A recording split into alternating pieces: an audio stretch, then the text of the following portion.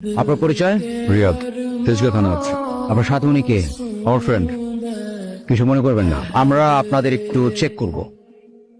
ওনাদের চেক করো। আপনার ব্যাগটা একটু দেখাবেন?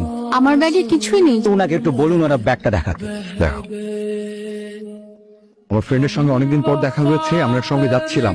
আমি এর সম্পর্কে কিচ্ছু জানি না। ওনাকে গাড়িতে উঠান। কেমন আছিস রে?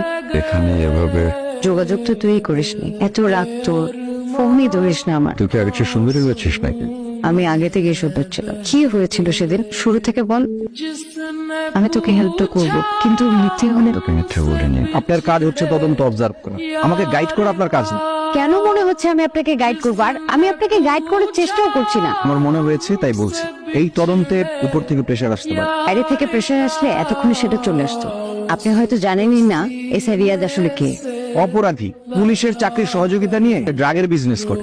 টাকার জন্য অন্তত এসআই রিয়াদ এইসব করবে না।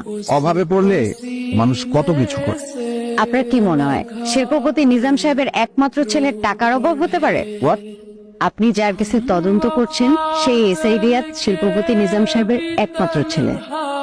এখন আমার কি হবে? তুমি তোর কথার উপর বহাল থাকবে, ঠিক আছে? সেটা না হয় বুঝলাম, রিয়াদকে এই কেসে ফাঁসানোর কি দরকার? রিয়াদের বাবা অনেক পাওয়ারফুল। বুঝলেন রিয়াদ সাহেব, আজকে তদন্ত করার মুড নেই। সেদিন আমার থানার ডিউটি শেষ হয়েছিল সন্ধ্যার দিকে। এত প্রফেশন থাকতে ফিনিশিং। প্রফেশন তো মানুষের পার্সোনাল চয়েস, তাই না? আমার মনে হয় না এই কেসের সাথে তার প্রিভিয়াস লাইফের কোনো ইনভলভমেন্ট থাকতে পারে। আপনি আমার কোনো কথা ইন্টারফেয়ার করবেন না। 2 বছর আগে। এদিকে আসো। গুড মর্নিং বাবা। ওনাকে চেনো? চিনব না কেন? Police commissioner Enayet uncle. উনি কেন আসছে তুমি জানো? তোমার কাছে কোনো কাজে? তুমি কি কালকে রাতে 30 ফিটে গাড়ি নিয়ে গিয়েছিল? গিয়েছিলাম। এদিকে 77,000 টাকা। তুমি দিয়ে দাও। গাড়ি চাবি দাও। আজকের পর থেকে তুমি আর গাড়ি ড্রাইভ করবো না। কানে গেছে কথাটা? তো গাড়ি কই?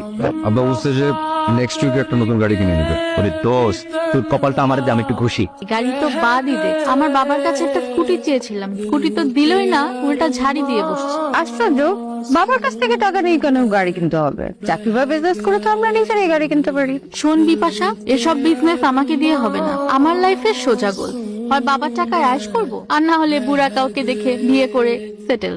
সুন্দরী মেয়েদের পরিশ্রম করতে হয় না, সুন্দরী মেয়েদের পরিশ্রমের জন্য মেলা লোক বহুত পরিশ্রম করতেছে। তোর কি কাজ জানিস?